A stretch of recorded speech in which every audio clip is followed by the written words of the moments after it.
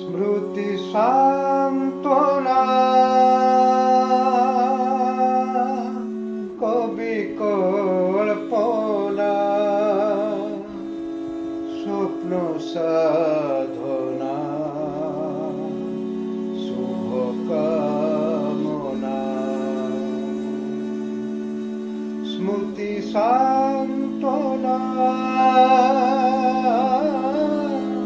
कवि कल्पना।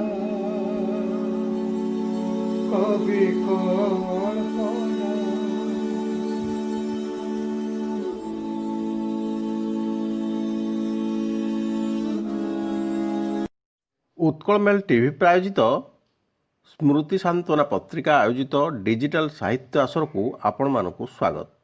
प्रति मास 15 तारिख रे प्रसारित यह कार्यक्रम देखा भूलंतु नहीं। एबे आसंतु देखिनेबा चतुर्दश अध्यायर सृजनशील कार्यक्रम। प्रारंभ रे विशिष्ट लेखक नृसिंह त्रिपाठी करकमल स्मृति सांत्वना पत्रिकार परिचालना संपादिका श्रीमती अनिमा पट्टनायक सद्य प्रकाशित कविता पुस्तक सायाह्ने मौसुमी उन्मोचित होईछि। स्मृति सांत्वनार संपादिका श्रीमती सविता राणी बेहेरा उपस्थित रही उभय अतिथि नृसिंह त्रिपाठी और कवयित्री अनिमा पट्टनायक को अभिनंदन और शुभेच्छा ज्ञापन करिसेंति।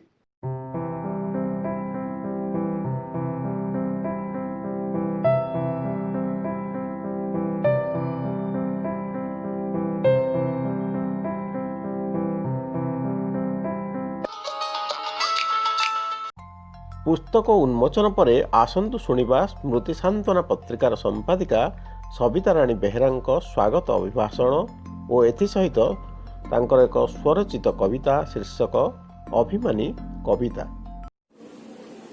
नमस्कार। स्मृति सांत्वना पत्रिकार आपण मानकु सारस्वत शब्द प्रणाम अभिनंदन। आज ससागरा विश्व खां खां चारिआडे शून्यता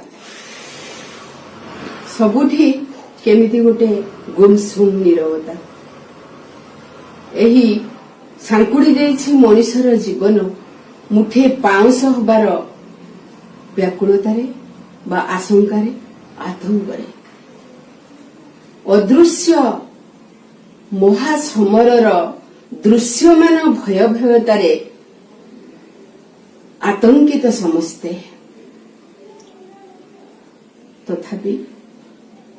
तथापि जीवनर बंटाकुंटा दियानिया भावाबाग कि भाव विनिमय सबु क्षेत्र रे जेतेबेले गोटे बड़ दीर्घश्वासर छाया आसी जाइछि किछि ना किछि गोटे निश्वास नेबार बाट तो पत्र रे मिलिबार आशाटी रहुछि।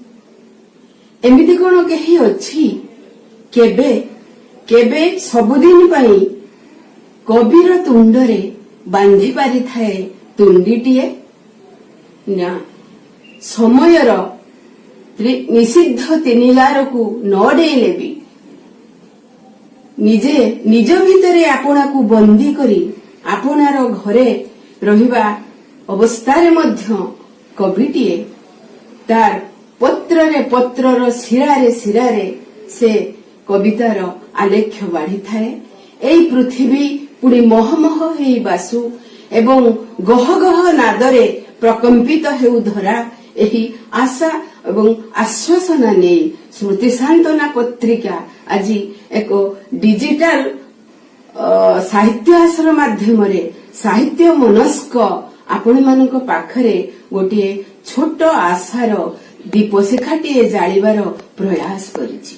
चारिपटे आज घोर अंधार भितरे मो हाहाकार अंधार बोली कर नाही गोड़ दीपटीए दियो जाली जलिब तहिरु कोटिए दीपाली अंधार जीव टली। एही आशार वार्ता टिके दे आज स्मृति सांत्वना आसरर आरंभ रे मु आपण मानकु पुणी आउ थरे मोर सारस्वत अभिनंदन ज्ञापन करुछि। मो कवितार शीर्षक अभिमानी कविता। ଏଠି ଟକମକ ଫୁଟେ ରକତ କେଉଁ କାଳିରେ ମୋତେ ମୁଁ ଲେଖିବି। ଏଠି ଜୀବନଟା ବଡ଼ ବେସୁରା କେଉଁ ସୁରରେ ମୁଁ ଗୀତ ଗାଇବି। ଏଠି ସପନରେ ନିଆଁ ଜଳୁଛି ମୁଁ ଯେ କାହାକୁ ସପନେ ଡାକିବି। ଏଠି ରାତିର ଆକାଶ ଶୋଇଛି କହ କା ପାଇଁ ଜାଗର ଜାଳିବି। ଏଠି ଧୁ ଧୁ ଜଳେ ଇଲାକା ଆଉ ସୁ ସୁ ବହେ ପବନ ମୁଁ ଯେ ଶୁଖିଲା ଢେଉର ନଈକା ଶୋଇ ଦେଖୁଛି ଭାସିବା ସପନ। ମନ ଖୋଲିଲେ ଦରଜା ଫିଟିବ ସତେ ଆସିବ ପହିଲି ଆଷାଢ଼। ପାଟି ଖୋଲିଲେ ବୋମା ତ ଫୁଟିବ ମୋର ହାତ ଗୋଡ଼ ତେଣୁ ଅଷାଢ଼। ମୋତେ ବୁଝାଅ ନା ମୁଁ ଯେ ବୁଝୁଛି ସବୁ ଅଛିଣ୍ଡା ମନର ଗଣିତ। ମୋତେ ଲୁଚାଅ ନା ମୁଁ ଯେ ଦେଖୁଛି ତୁମ ଛଳନା ଖୋଳପା ବହୁତ।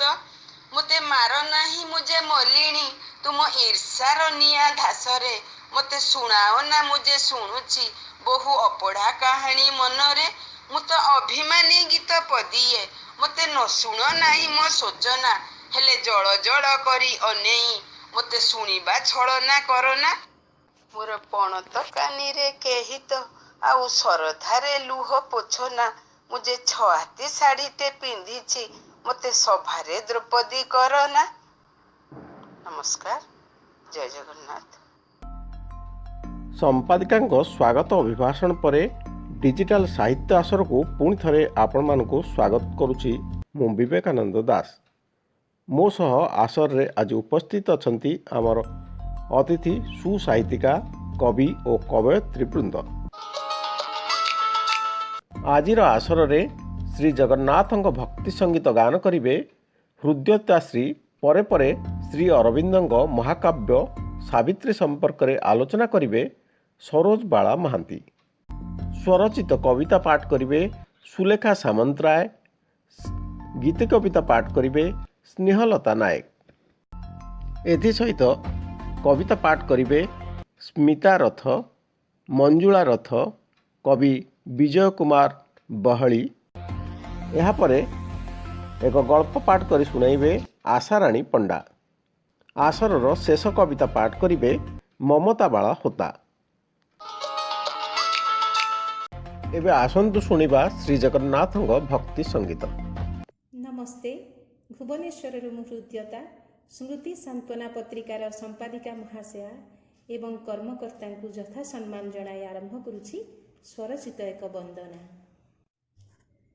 হে অমৃতময় করুণা নিধান অগতির তুমে গতি অগতির তুমে গতি অনাথর নাথ আহে জগন্নাথ নীলাচল অধিপতি নীলাচল অধিপতি বড় দেউলর 22 পাহাচ ছুঁই তো পারিলি নাহি কৃপা হেলা নাহি কৃপানিধি তুম দর্শন পাইবা পাই দয়ার সাগর বারে কৃপা কর হে মাধব লক্ষ্মীপতি দুঃখীটিয়ে কেহি তুম সিংহ দ্বারে গুহারি করুছি নীতি গুহারি করুছি নীতি নীলচক্র নেত ମୋ ପାଇଁ ସପନ ଅନ୍ତର୍ଯ୍ୟାମୀ ଭାବଗ୍ରାହୀ ଭାବରେ ଅଭାବ ରହିଛି କି ପ୍ରଭୁ ତୁମ ଦୟା ହେଲା ନାହିଁ ଏ ଜୀବନେ କେବେ ଦେଖିକି ପାରିବି ଶ୍ରୀମନ୍ଦିର ଦିବ୍ୟ ଜ୍ୟୋତି কৈবল্য কণিকা তুণ্ডে দেই প্রভু পাই জীবি ভব মুক্তি পাই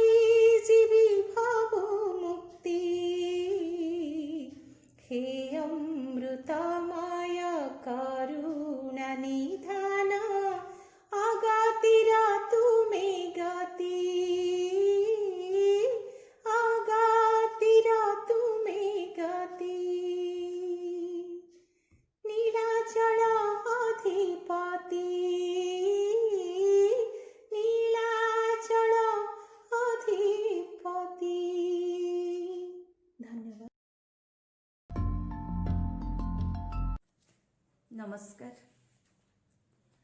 श्री अरविंदर बहुश्रावी लेखनी निःसृत कालजयी कलाकृति महाकाव्य सावित्री अ लिजेंड एंड अ सिंबल एक किंबदंती और आख्यान कविंकर सत्य दृष्टि और सत्य श्रुतिर एक दिव्य प्रतिफलन इंग्राजी भाषा दीर्घतम बृहत्तम महाकाव्यर मान्यता और गौरव अर्जन करिछि।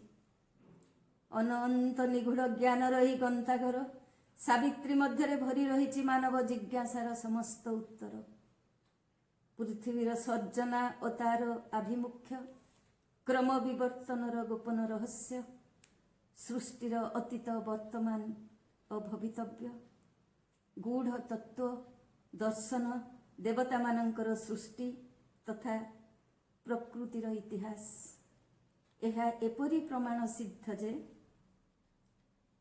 सावित्री अनुरागी गंभीर नियमित पाठक मानंकु विस्मयाभूत करे। विश्व तथा मानव जातिर परम प्रेमिक रूपे श्री अरविंदर समकक्ष व्यक्तिटीए समग्र इतिहास रे खोजी पाइबा दुष्कर। तांकर समग्र तपस्या और आजीवन साधना एपरिकी निज जीवनटीकु मध्य से पृथ्वी और मनीष पाई उत्सर्ग करिसंती।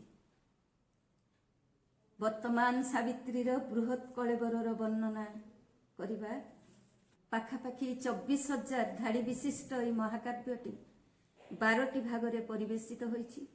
प्रथम भाग को आदि पर्व बोली से उल्लेख करिसंती एवं एहा मध्यरे 4टी स्वर्गर अवतारणा करा होइछि यथा दिव्य उषा समस्या राजर्षिंक योग आत्मार मुक्ति योग चतुर्थ स्वर्ग रहस्य घन ज्ञान द्वितीय पर्व विश्व भ्रमणकारी तृतीय पर्व दिव्य जननींकर पर्व चतुर्थ बन्ही शिखार जन्म और अन्वेषण पर्व पंचम प्रेम पर्व षष्ठ नियतिर पर्व सप्तम योग पर्व अष्टम मृत्यु पर्व नवम चिरंतनी रात्रिर पर्व दशम दैत्य गधूलीर पर्व एकादश चिरंतन दिवसर पर्व द्वादश पृथ्वी को प्रत्यावर्तन।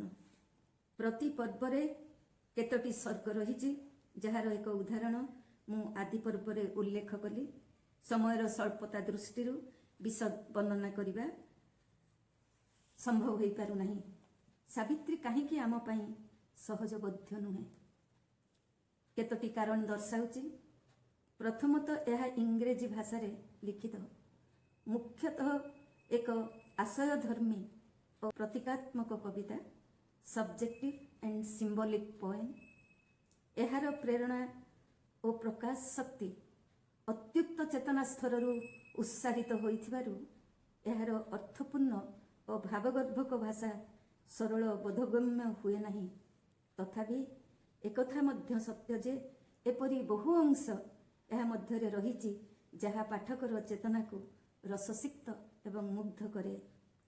ग्रहणशील व्यक्ति चेतना मध्यरे प्रेरणार प्रवाह किपरि क्रिया करे केतोटी धाड़ी महाकाव्य सावित्री मनर नीरव मार्ग आसे पार होई बार बार प्रचोदना विद्युत चरणे सर्वदर्शी शिखररू वार्ता बह यथा बही छंदमय अर्थ प्रछन्न वस्तुर संगीते प्रकट हेला मर्त्य मानवर भाषा रे जे हुए नहीं केभे प्रकाशित सर्वानंदमय स्वर्ण भुंगिरु बासते ज्योतिर पुलक पुणी सहसा दृष्टिर आनंद उल्लास रस हेला निस्सारित सिहरित रोमांचित अमर शब्दर हृदयर मध्य यथा शून्य पान पात्रे ନିଷ୍ପାପ ତରୁଣ ମହାକାଳର ପ୍ରବାହେ ସୃଷ୍ଟି କରି ପୁଣି ପ୍ରଭୁ ପ୍ରଥମ ଆନନ୍ଦ। ନମସ୍କାର, ମୁଁ ସୁଲେଖା ସାମନ୍ତରାୟ ସ୍ମୃତି ସାନ୍ତ୍ୱନା ପତ୍ରିକାର ଡିଜିଟାଲ ସଂସ୍କରଣ ପାଇଁ ଆଜି ମୁଁ ମୋର ଏକ କବିତା ପଢ଼ିବାକୁ ଯାଉଛି। କବିତାର ଶୀର୍ଷକ ହସକୁରି ଝିଅର ମନ। କଥା କଥାରେ ଖିଲି ଖିଲି ହୋଇ ହସି ଉଠୁଥିବା ଝିଅଟି ଦିନେ ବଡ଼ ହେଲା ପରେ ମା ସାଥିରେ ମାଣବସା ଲକ୍ଷ୍ମୀ ପୁରାଣ ପଢ଼ିଲା। ପଢ଼ୁ ପଢ଼ୁ ଚକିତ ବିସ୍ମିତ ହେଲା। ସେ ପୁରାଣର ଧାଡ଼ି କେତୋଟି ତାକୁ ଅବାସ୍ତବ ଅତିରଞ୍ଜିତ ମନେ ହେଲା। ଯୁକ୍ତିନିଷ୍ଠ ମନ ତାର ବୁଝିପାରୁନଥିଲା କଥା କହୁ କହୁ ସବୁବେଳେ ହସୁଥିବା ମନୁଷ୍ୟଟିଏ କାହିଁକି ବା ବହୁ କଷ୍ଟ ପାଇବ ତା ଜୀବନରେ।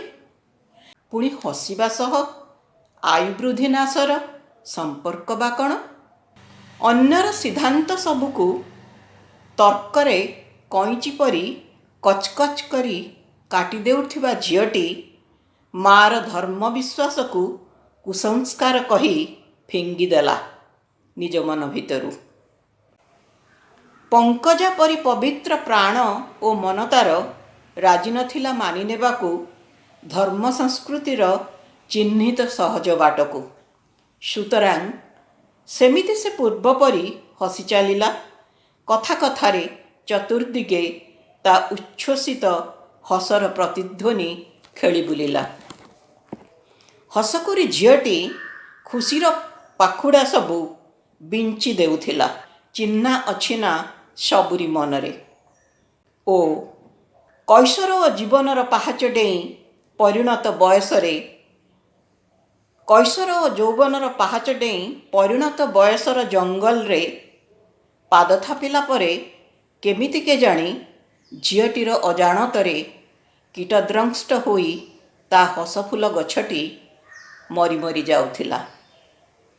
ଜୀବନରେ ଚିନ୍ତା ଅକ୍ଟୋପାସୀ ଅନୁଭୂତି ସବୁ ହସଫୁଲ ଗଛକୁ କବ୍ଜା କରି ଫଳାଉଥିଲେ ବିଷଫଳ। ଯେତିକି ଯେତିକି ହସ କ୍ରମେ କ୍ରମେ ଲିଭୁଥିଲା ଝିଅଟି ଓଠରୁ, ସେତିକି ସେତିକି ଲୁହ ଭରୁଥିଲା ତା ଆଖିରେ। ଭାରାକ୍ରାନ୍ତ ମନ ତାର ଝାଉଁଳି ଯାଉଥିଲା ବିଷର ଯନ୍ତ୍ରଣାରେ। ମନ ପ୍ରାଣ ତାର ଛଟପଟ ହେଉଥିଲା। ବାର୍ଦ୍ଧକ୍ୟର ପାହାଚରେ ଟଳମଳ ପାଦ ଦେଇ ଅହର୍ନିଶ କଷଣରେ କ୍ଳାନ୍ତ ଆତୁର ହୋଇ ଦିନେ ସେ ଗଲା ଡାକ୍ତରଙ୍କ ପାଖକୁ ଉପଶମର କିଛି ଉପାୟ ସାଉଁଟିବାକୁ। ଡାକ୍ତରୀ ଆଖିରେ ତନ୍ନ ତନ୍ନ ପରୀକ୍ଷା କରି ଡାକ୍ତର କହିଲେ, ହୃଦରୋଗୀ ହୋଇ ଏପରି ହେଳା ଠିକ୍ ନୁହେଁ। ନିୟମିତ ଔଷଧ ଖାଅ, ସକାଳରୁ ଶୁଦ୍ଧ ପବନରେ ଚଲାବୁଲା କର, ସବୁଠୁ ଗୁରୁତ୍ୱପୂର୍ଣ୍ଣ ଖୁସି ରୁହ, ଯେତେ ପାରୁଛ ସେତେ ହସିବାକୁ ଚେଷ୍ଟା କର। ହସକୋଳି ଖାଇଥିବା ଝିଅ ନାଁରେ ପରିଚିତ ଆଜିର ପ୍ରୌଢ଼ାଟି ଭାବୁଥିଲା ମନେ ମନେ, କୁଆଡ଼ୁ ଆସିବ ହସ ଜୀବନ ଗଛରୁ, ସବୁ ହସଫୁଲ ତ ବିଷଫଳ ହୋଇ ଝଡ଼ି ସାରିଲାଣି। ନମସ୍କାର। ସମସ୍ତଙ୍କୁ ମୋର ସାରସ୍ୱତ ପ୍ରଣାମ। ମୋର ଗୀତି କବିତା ସ୍ମୃତି। ମାଟିର ଦୀପାଳି ଯେବେ ଲିଭି ଲିଭି ଆସୁଥାଏ, ତମ ଗାଁ ଆସି ରାତିରେ, ସ୍ମୃତିର ନୌକା ମୋର ଭାସି ଭାସି ଯାଉଥାଏ, ଅମାନିଆ ପବନ ବୁକୁରେ, ଅମାନିଆ ପବନ ବୁକୁରେ। ମାଟିର ଦୀପାଳି ଯେବେ ଲିଭି ଲିଭି ଆସୁଥାଏ, ତମ ଗାଁ ଆସି ରାତିରେ,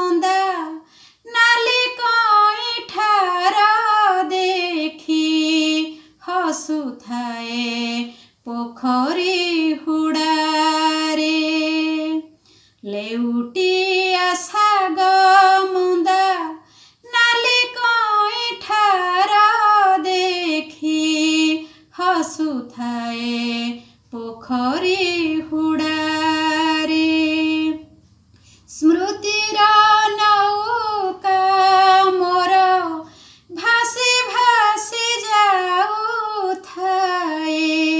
ଅମାନିଆ ପବନ ବୁକୁରେ ଅମାନିଆ ପବନ ବୁକୁରେ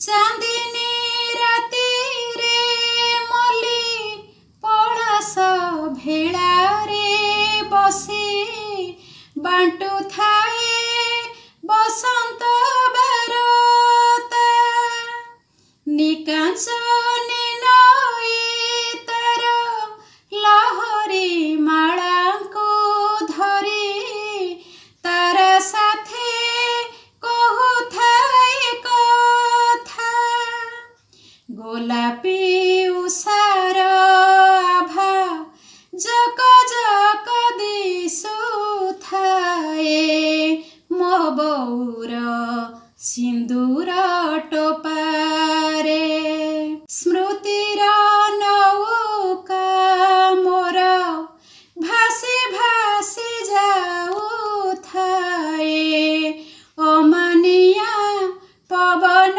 ବୁକୁରେ ଅମାନିଆ ପବନ ବୁକୁରେ ଦିକି ଦିକି ଜଳୁଥାଏ ମାଟି ଚୁଲି ବାଡ଼ି ପଟେ ଘୁରୁଥାଏ ଧୂଆଁର କୁଣ୍ଡଳି ଚକୁଳିର ଚେଁ ସାଥେ କଅଁଳା ବାଛୁରୀ ଡିଆଁ ଶୁଭୁଥାଏ ପକ୍ଷୀଙ୍କ କାକଳି ଓଢ଼ଣା ଫାଙ୍କରୁ ଝାଳ ଟୋପା ଟୋପା ପଡ଼ୁଥାଏ ନୂଆ ବୋଉ ନାଲିଆ ଚୁଡ଼ିରେ ସ୍ମୃତିର ନୌକା ମୋର ଭାସି ଭାସି ଯାଉଥାଏ ଅମାନିଆ ପବନ ବୁକୁରେ ଅମାନିଆ ପବନ ବୁକୁରେ ମାଟିର ଦୀପାଳି ଯେବେ ଲିଭି ଲିଭି ଆସୁଥାଏ ତମ ଗାଁ ଉଆଁସି ରାତିରେ ମୋ ବଉର ସିନ୍ଦୁର ଟୋପାରେ ନୂଆ ବୋଉ ନାଲିଆ ଚୁଡ଼ିରେ। ଜୟ ଜଗନ୍ନାଥ। ମୁଁ ସ୍ମିତା ରଥ ନୂଆଦିଲ୍ଲୀରୁ ଆପଣମାନଙ୍କୁ ମୋର ଭକ୍ତିପୂତ ପ୍ରଣାମ ଜଣାଉଛି। ଆଜିର କବିତା ଅଠୁ କ୍ଷ ସାଇଙ୍କ ଚରଣରେ ଅର୍ପଣ କରି କବିତାର ଶୀର୍ଷକ ଅଠୁ କ୍ଷ ଆପଣମାନଙ୍କୁ ଶୁଣାଉଛି।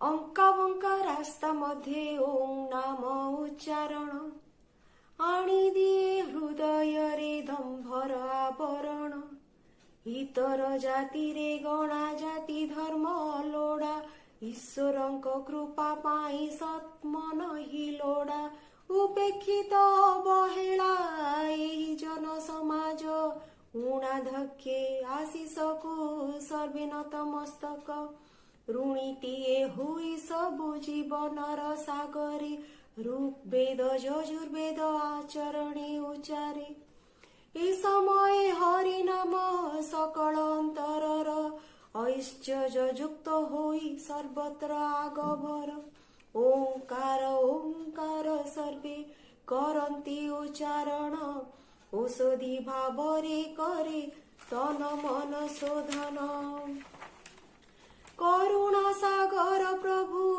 ଆଶିଷ ସାଇଙ୍କର ଖର୍ଚ୍ଚ କଲେ ସରେନି ସେ ଅସରନ୍ତି ଭଣ୍ଡାର। ଗତି ନାହିଁ ତାଙ୍କ ଛଡ଼ା ଏ ମାନବ ଜାତିର। ଘଣ୍ଟି ଘଣ୍ଟ ନୈବେଦ୍ୟ ଫଳ ପୁଷ୍ପ ଅର୍ପଣ। ଚରଖର ସୂତା ପରି ଲମ୍ବା ପୁଣି ସରଳ। ଛକା ପଞ୍ଜା ଦୁନିଆରେ ଆତ୍ମା ଅଟେ ନିର୍ମଳ। ଜଗତର ରକ୍ଷାକର୍ତ୍ତା ସାଇ ପୁଣି ସେ ନାମ। ଝରଣାର ଝର ହୋଇ ବହିଯାଏ ଅଚିର। ଟଗର ପରି ଧବଳ ସ୍ୱଚ୍ଛ ସେ ନିରାକାର। ଠାକୁର ଭାବି ସେ ଗଣା ସାଇ ସତ୍ୟ ସୁନ୍ଦର। ଡମରୁର ଶବ୍ଦ ପରି ସାଇ ଧୁନି ସବୁଠି। ଢମଣା ସାପ ବିଷ ପରି ରକ୍ତେ ଏକାଠି। ତପ ଜପ କରି ମିଳେ କୃପା ଦୃଷ୍ଟି ସାଇର। ଥକି ନ ଯାଇ ହୃଦୟ ସୁମରଣ ହି କର। ଦାଢ଼ତ୍ୟା ଭକ୍ତି ରଖ ହେ ସାଇଙ୍କ ଚରଣୀ। ଧ୍ୟାନ ଯୋଗ ବଳେ ମିଳେ ଆଶିଷ ତକ୍ଷଣୀ। ନ ଯାଅ ହେ ସେଠା ବରୁ ଗର୍ଭକୁ ଯେ ଧରଇ। ପରିତ୍ୟାଗେ ଗର୍ଭରାଗ ସାଇଙ୍କୁ ସେ ବରଇ। ଫଳାଫଳ ଆଶା ଛାଡ଼ି ନିଜ କର୍ମୀ ଆଗଇ। ବରଦାନ ସାଇଙ୍କର ତାରି ପଛି ଚାଲଇ। ଭଲ ଚିନ୍ତା ଭଲ କର୍ମ କରି ଯେ ଚାଲଇ। ମଣିଷଟି ପରି ସେ ଯେ ମଣିଷଟେ ହୁଅଇ।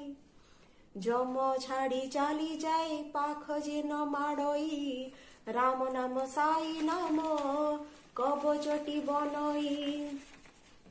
ଲୟ ରଖ ଭକ୍ତି ପୁତେ ସାଇ ସ୍ୱାର୍ଥକୁ ଯେ ତ୍ୟାଗଇ। ସଶରୀରେ ବିଷ୍ଣୁପୁରେ ସ୍ଥାନଟି ସେ ପାଇ। ସଶରୀରେ ବିଷ୍ଣୁପୁରେ ସ୍ଥାନଟି ସେ ପାଇ। ଷଷ୍ଠୀ ଓଷା ପିଲାଙ୍କର ତାଙ୍କ ଭଲ ହୁଅନ୍ତି। ସାଇ ନାମ ଉଚ୍ଚାରଣେ ବିଦ୍ୟା ବୁଦ୍ଧି ମିଳନ୍ତି। ହସ ହସ ମୁହଁଟିରେ ନିବେଦନ କରଇ। କ୍ଷମା କରଇ ଭକ୍ତକୁ ଯଦି କିଛି ଭୁଲଇ। ଯଦି କିଛି ଭୁଲଇ। ଯଦି କିଛି ଭୁଲଇ। ଜୟ ଜଗନ୍ନାଥ। ଧନ୍ୟବାଦ। ଓମ୍ ସାଇରାମ। ନମସ୍କାର, ମୁଁ ରାଉରକେଲାରୁ ମଞ୍ଜୁଳା ରଥ କହୁଛି। ଶ୍ରୁତି ସାନ୍ତନାର ଡିଜିଟାଲ ଆସନରେ ଉପସ୍ଥିତ ସମସ୍ତ ସାରସ୍ୱତ ସାଧକଙ୍କୁ ମୋର ଯଥାମାନ୍ୟ ଜଣାଉଛି। ମୋର କବିତାର ଶୀର୍ଷକ ହେଲା ମୋର ନ୍ୟାୟ ଦରକାର। ମୋର ନ୍ୟାୟ ଦରକାର। ମୁଁ ଝିଅଟିଏ। ମୋ ବାପା ମାଙ୍କର ଆଉ ଦେବଭୂମି ଭାରତ ବର୍ଷର ମୁଁ ଝିଅଟିଏ। ରାଣୀ ଲକ୍ଷ୍ମୀବାଇ ଓ ପଦ୍ମାବତୀଙ୍କ ଦାୟାଦ ମୁଁ। ବେଟି ବଚାଓ ଆହ୍ୱାନର ନିଷ୍ପ୍ରଭ ଶବ୍ଦଟିଏ। ନାରୀ ସଶକ୍ତିକରଣର କଳଙ୍କି ଲଗା ଅସ୍ତ୍ରଟିଏ ମୁଁ ଝିଅଟିଏ। ମୁଁ ସ୍ୱାଧୀନ ଦେବୀ ଅନୁପମ। ମୋ ଯୌବନ କ'ଣ ଉଦ୍ଦିଷ୍ଟ କି ମହିଷାସୁରମାନଙ୍କ ପାଇଁ? ମୁଁ ହେବି ଧର୍ଷିତା ଜଣ ଏବଂ ଗଣକ ଦ୍ୱାରା। ଧର୍ଷଣକାରୀ ମୋତେ ମାରିବେ, ପୋଡ଼ିବେ, ଫାଡ଼ିବେ ଆଉ ଶୀତକାକ ରାତିରେ ଫୋପାଡ଼ିବେ ରାଜରାସ୍ତାରେ ମୃତ୍ୟୁର ଲେଲିହାନ ଶିଖା ଭିତରକୁ। ମୋ ପାଇଁ କ୍ୟାଣ୍ଡେଲ ଜଳା ହେବ, ଶୋଭାଯାତ୍ରା ବାହାରିବ, ଭାରତ ବନ୍ଦ ହେବ। ମୋତେ ସୃଷ୍ଟି କରିଥିବା ବାପା ମା ବାରଦ୍ୱାର ଶୁଣ୍ଡି ପିଣ୍ଡା ହେବେ। ଆଇନ ଅଦାଲତ କୋର୍ଟ କଚେରୀର ଦ୍ୱାରସ୍ଥ ହେବେ। ମୋ ପାଇଁ ରାଜନୀତି ଚାଲିବ, ବିପକ୍ଷ ଦାବି କରିବ କ୍ଷତିପୂରଣ ଆଉ ସରକାର କାଳକ୍ଷେପ। ଫାଷ୍ଟଟ୍ରାକ୍ କୋର୍ଟ ବସିଲେ ମଧ୍ୟ 7 ବର୍ଷ ପରେ ଦୋଷୀ ପାଇବ ଫାଶୀଦଣ୍ଡ। ଫାଷ୍ଟଟ୍ରାକ୍ କୋର୍ଟ ବସିଲେ ମଧ୍ୟ 7 ବର୍ଷ ପରେ ଦୋଷୀ ପାଇବ ଫାଶୀଦଣ୍ଡ। ମୁଁ ସ୍ୱର୍ଗରେ ଥାଇ ନେବି ଆଶ୍ୱାସର ନିଶ୍ୱାସ। ମୋ ପରିବାର ହେବ ଆଶ୍ୱସ୍ତ। ଦେଶ ଚାହିଁ ରହିଥିବ ଫାଶୀ ପ୍ରତୀକ୍ଷାରେ। ପୁଣି ପ୍ରତୀକ୍ଷାର ଅନ୍ତ ଘଟିବ। କାରଣ ପୁଣି ଅପିଲ ହେବ ରାଜକ୍ଷମା ପାଇଁ। ମୁଁ ଶଙ୍କିତ, ମୋ ପରିବାର ଆତଙ୍କିତ। ଅନିଶ୍ଚିତ ଭବିଷ୍ୟତ ପ୍ରତୀକ୍ଷାରେ ମୃତ୍ୟୁର ତାରିଖଟା ବି ଘୁଞ୍ଚିଯିବ। ରାଜକ୍ଷମା ଅଗ୍ରାହ୍ୟ ହେବ। ମୋ ଉପରେ ପରିବାର ତଳେ ଆଶ୍ୱସ୍ତ ହେବେ। ଜହ୍ଲାଦ ପ୍ରସ୍ତୁତ, ସର୍ବେ ଉତ୍କଣ୍ଠିତ। ହଠାତ୍ ହେଇଯିବ ପଟ୍ଟ ପରିବର୍ତ୍ତନ। ହଠାତ୍ ହୋଇଯିବ ପଟ୍ଟ ପରିବର୍ତ୍ତନ। ଫାଶୀ ତାରିଖ ପୁଣି ଘୁଞ୍ଚିବ। କାରଣ କେହି କରିବ ରାଜକ୍ଷମା ସମୀକ୍ଷା ଆବେଦନ, ତ ଆଉ କେହି ଜଣେ ଦାୟର କରିବ କ୍ୟୁରେସି ପିଟିସନ୍। ସେଥିପାଇଁ ଏ ଉଚ୍ଛୃଙ୍ଖଳ ବଳାତ୍କାରୀମାନେ ସୃଷ୍ଟି କଲେଣି ଆହୁରି କେତେ ନିର୍ଭୟା, ବବିନା, ପ୍ରିୟଙ୍କା, ପୁଣି କେତେ ଧର୍ଷିତା ଶିଶୁ, ନାବାଳିକା। ତଥାପି ନ୍ୟାୟପାଳିକା ଅନ୍ଧ, ଆଖିରେ ଅନ୍ଧ ପୁଟୁଳି ବାନ୍ଧିଛି ଯେ କେତେ ଚୁପ୍ ହୋଇ ବସିବା। ଏବେ ସମୟ ଆସିଛି ନିଶ୍ଚିହ୍ନ କରିବାକୁ ଧର୍ଷଣକାରୀକୁ, ଆଉ ସର୍ବେ ଏକତ୍ରିତ ହୋଇ କରିଦେବା ନ୍ୟାୟ ବ୍ୟବସ୍ଥାର ପରିବର୍ତ୍ତନ। ବଳାତ୍କାରୀ ପ୍ରତି ହେଉ କଠୋର ଦଣ୍ଡବିଧାନ, ବର୍ବରତାର ହେଉ ଅନ୍ତ।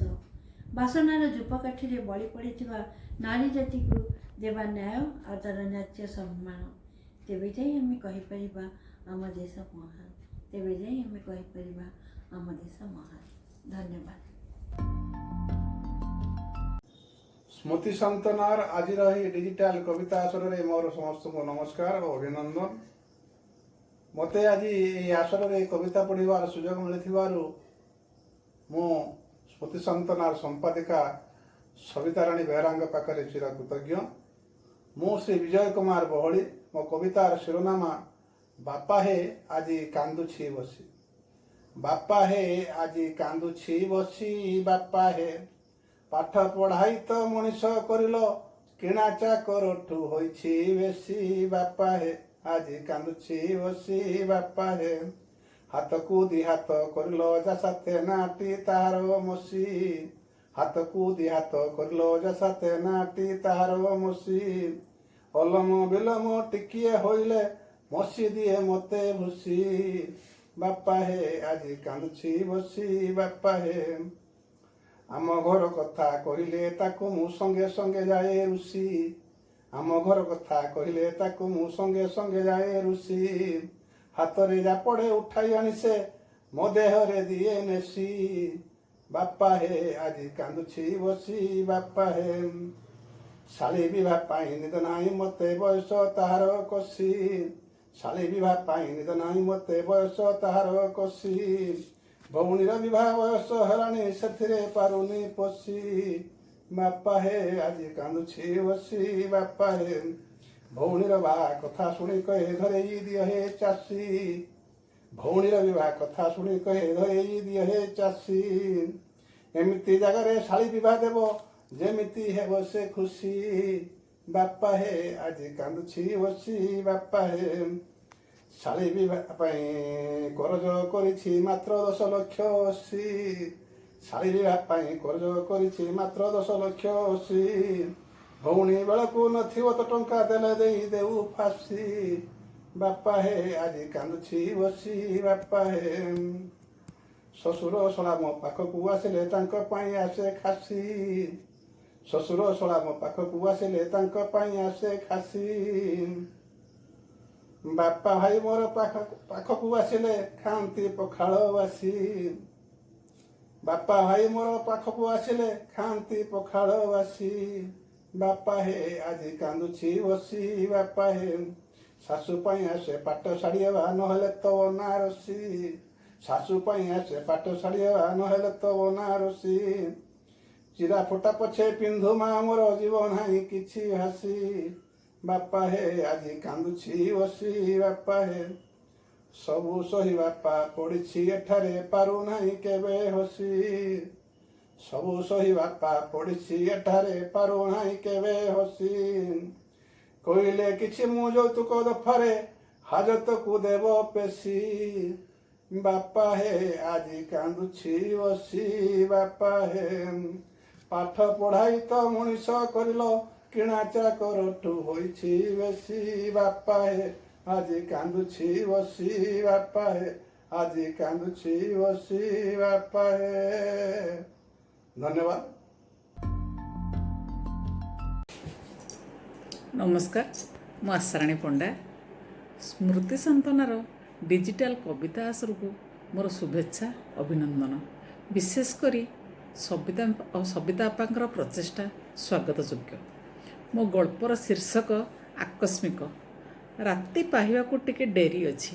ପୂର୍ଣ୍ଣମୀ ଯିବାର ଦିନକୁ ଏଇଟା ହେଇଗଲାଣି। ଶୀତଳ ଜହ୍ନର କିରଣ ଝର୍କା ଦେଇ ସେଜ ଉପରକୁ ପଡ଼ିଛି।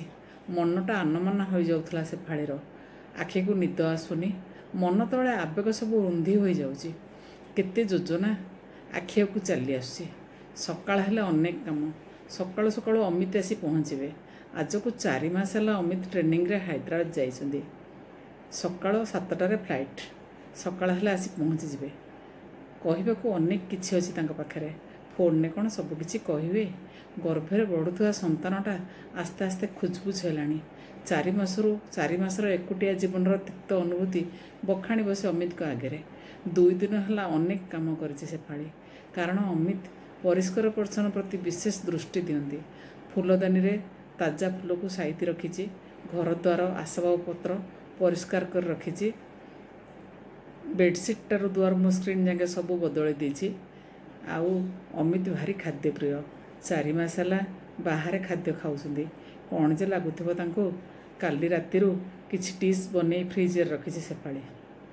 ଚାଉଳ କ୍ଷୀରିଟା ଖୁବ୍ ଯତ୍ନ ସହକାରେ କରିଛି। ଦହିବରା କାଳେ ଖଟା ହେଇଯିବ ବୋଲି ସେଥିପାଇଁ ବିଶେଷ ଧ୍ୟାନ ଦେଇଛି। ଆଉ ଯାହା ସକାଳେ ହେବ। ଚିକେନ୍ ଠାରୁ ଚିଙ୍ଗୁଡ଼ି ପର୍ଯ୍ୟନ୍ତ ସବୁ ମହଜୁଦ କରି ରଖିଛି। ଡ୍ରାଇଭରକୁ ବି କହି ରଖିଛି ସକାଳୁ ଆସିଯିବ। ଅମିତକୁ ଆଣିବାକୁ ସେମାନେ ଏରୋଡ୍ରମ୍ ଯିବେ। ସିନ୍ଦୁରା ଫାଟିଗଲାଣି। ସୂର୍ଯ୍ୟଦେବ ମୁହଁ ଦେଖେଇଲେଣି। ନିତ୍ୟକର୍ମ ସାରିବାକୁ ଉଠିଗଲା ସେପାଳି। ଚାହା ଟିକେ ଗ୍ୟାସ୍ରେ ବସେଇ ଦେଲା। ଟିଭିଟା ଅନ୍ କଲା।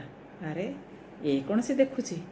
ବ୍ରେକିଂ ନ୍ୟୁଜ୍ରେ ଲେଖାଯାଉଛି ହାଇଦ୍ରାବାଦରୁ ଭୁବନେଶ୍ୱର ଆସୁଥିବା ଫ୍ଲାଇଟ୍ଟି ଦୁର୍ଘଟଣାଗ୍ରସ୍ତ। ଆଉ ଆଗକୁ ଦେଖିପାରୁନଥିଲା ସେପାଳି। ଚେତାଶୂନ୍ୟ ଦେହ ତାର ଭୂଇଁରେ ଲେଉଟୁଥିଲା। ପେଟରେ 6 ମାସର ଭ୍ରୂଣ। ଡ୍ରାଇଭରଟା ବୋଧେ କଲିଂ ବେଲ୍ ମାରୁଥିଲା। ତା କାନକୁ ଆଉ କିଛି ଶୁଭୁନଥିଲା। ନମସ୍କାର। ଜୟ ଜଗନ୍ନାଥ। ନମସ୍କାର। ସ୍ମୃତି ସାନ୍ତନା ପତ୍ରିକାକୁ ମୋର ପ୍ରୀତିଭରା ଅଶେଷ ଅଶେଷ ଅଭିନନ୍ଦନ। ଏହି ଡିଜିଟାଲ ସାହିତ୍ୟ ଆସରରେ ମୁଁ ମମତା ବେଳାହୁତା ଅନୁଗୁଳରୁ ମୋର ସ୍ୱରଚିତ କବିତା ହେ ଈଶ୍ୱରୀ ପାଠ କରୁଅଛି।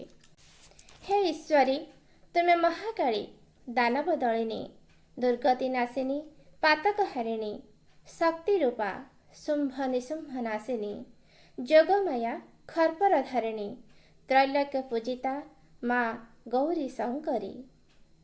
ହେ ଈଶ୍ୱରୀ, ତୁମେ ରୁଦ୍ରାଣୀ, କାଳିକା, ହୈମବତୀ, ଆଶ୍ୱାସନା ଦିଅ ଧରଣୀକୁ ପାପଭାର ହରି। ଆହ୍ୱାନର ଶଙ୍ଖନାଦେ ଏ ଧରାକୁ ଆସ ତୁମେ ଅବହତରି, ଏକ ନୂତନତ୍ୱକୁ ଆବାହନ କରି। ହେ ଈଶ୍ୱରୀ, ହରଣ କରିନିଅ ପ୍ରତିଟି ହୃଦୟରୁ, ହରଣ କରିନିଅ ପ୍ରତିଟି ହୃଦୟରୁ ଯେତେ ଦୁଃଖ, ଜ୍ୱାଳା ଓ ଯନ୍ତ୍ରଣା। ଭରିଦିଅ ପ୍ରୀତିର ଆବେଗ, ଉଲ୍ଲସିତ ନିନାଦିତ କଳକଳ ନିର୍ଝରିଣୀ ପରି, ଉଲ୍ଲସିତ ନିନାଦିତ କଳକଳ ନିର୍ଝରିଣୀ ପରି। ଶୂନ୍ୟତା ବଦଳ ଦିଅ ପୂର୍ଣ୍ଣତାକୁ ଭରି। ହେ ଈଶ୍ୱରୀ, ତୁମ ପାଇଁ ପୂଜ୍ୟ ଆଜି ଏ ଜଗତେ ନାରୀ। ଆଶୀର୍ବାଦ ସଦା ଥାଉ ମସ୍ତକେ ଆମରି, ବ୍ୟକ୍ତ ହୁଅ ଚିନ୍ତା ଚେତନାରେ। ଲଙ୍ଘିବାକୁ ଦୁର୍ଗମ ସାଗର ଦିଅ ଗୋ ଶକତି, ଛିନ୍ନ କର ଦୁର୍ଦ୍ଦଶାକୁ ହସ୍ତେ ଖର୍ପରକୁ ଧରି। ହେ ଈଶ୍ୱରୀ, ତୁମେ ଦୟାମୟୀ କରୁଣାମୟୀ। ହେ ଈଶ୍ୱରୀ, ତୁମେ ଦୟାମୟୀ କରୁଣାମୟୀ, ଆଦ୍ୟାଶକ୍ତି ମାହେଶ୍ୱରୀ। ଅଜ୍ଞାନତାର ଅନ୍ଧକାରକୁ ଦୂର କରି ସକଳ ପରାଣେ ଦିଅ ଜ୍ଞାନାଲୋକ ଭରି। ତୁମକୁ କୋଟି ପ୍ରଣାମ ମାଗୋ ଦେବୀ ଶାକାମ୍ବରୀ, ତୁମକୁ କୋଟି ପ୍ରଣାମ ମାଗୋ ଦେବୀ ଶାକାମ୍ବରୀ। ଧନ୍ୟବାଦ। ନମସ୍କାର। ଏଇଠି ଶେଷ କରୁଛୁ ଆଜିର ଡିଜିଟାଲ ସାହିତ୍ୟ ଆସର। ସମସ୍ତ କବି, ଲେଖକ ଲେଖିକାଙ୍କୁ ଅଶେଷ ଧନ୍ୟବାଦ। ଆମ ଚ୍ୟାନେଲକୁ ସେୟାର, ଲାଇକ୍ ଓ ସବସ୍କ୍ରାଇବ୍ କରିବାକୁ ଭୁଲିବେ ନାହିଁ। ନମସ୍କାର।